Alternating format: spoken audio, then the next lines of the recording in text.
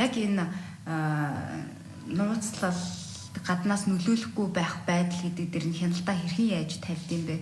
Бүр 3 дахь тэдийн хөндлөнгийн хяналт гэж бас байх уу? За нөөцийн өртгийн албан татварын урамшуулсан систем ажиллаад одоо 4 дахь жилдээ орж байна. За энэ суглааны тохирлын хувьд дөрөв асуулаа хөндлөнгийн хяналт байдаг үү гэх тийм. Тэгэхээр энэ тохирол болох өдөр маань өөрөө 3 газар энэ төрөний ирсэн 32 сая гэж шийтрэх жишээ аваад 32 сая ширхэг суглааны дугаарыг 3 газар бол хатгалдаг. За нэг нь бол татвар ирэх газар, нөхөн сангийн яам, нэг нь манайх гэсэн.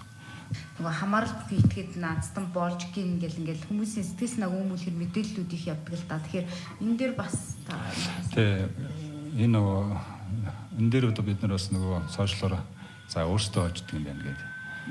Тэ холбоотой бид өнгөрсөн жил одоо манай одоо байгууллагт өмнө нь ажиллаж байсан, одоо ажиллаж байгаа нийт бүх хүмүүсийн мэдээллийг бол тэр кибер аюулгүй газар гаргаад энийг шалгаж өгөөч. Олон нийтийн зүгээр одоо ийм 3 тушаа мэдээлэл аваад байна. Энийг шалгаж өгөөч гэдэг хүсэлтэд тавьсан ба. Тэгээд энэний мэдээлэл маа дээр ирсэн. Тэгээд ямар нэгэн байдлаар энэ дэр бол мэдээж тэд нар нөгөө угаасаа өөрсдөө худалдаа авалт хийх нь угаасаа нээлттэй байгаа. Энд дээр бол 20-оос 20 мянга 100 мянган төгрөг хоцсон гэдэг хоёр хүнлэг гарч ирж байна. Тэгэхээр иймэрхүү одоо энэ өдөр бид нар бол мэдээлэл гарангуут нь энэний хандагаа хуулийн нэлээд цагдаагийн ерөнхий газар за кибер аюулгүй байдлын газарт хүсэлтэд тухайн хүртэн өгдөг.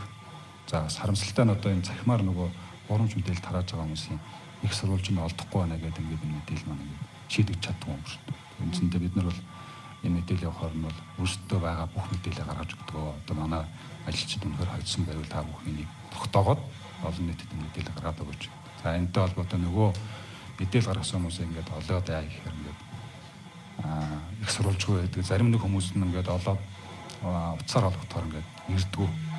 Нэг ийм асуудлууд байдаг. Тэгэхээр энэ дээр бол ямар нэгэн эргэлзээ байхгүй. Энэ дээр бас манай тохирлын энэ дээр бол хүссэн иргэд нь өөрсдөө ирээд харж байна.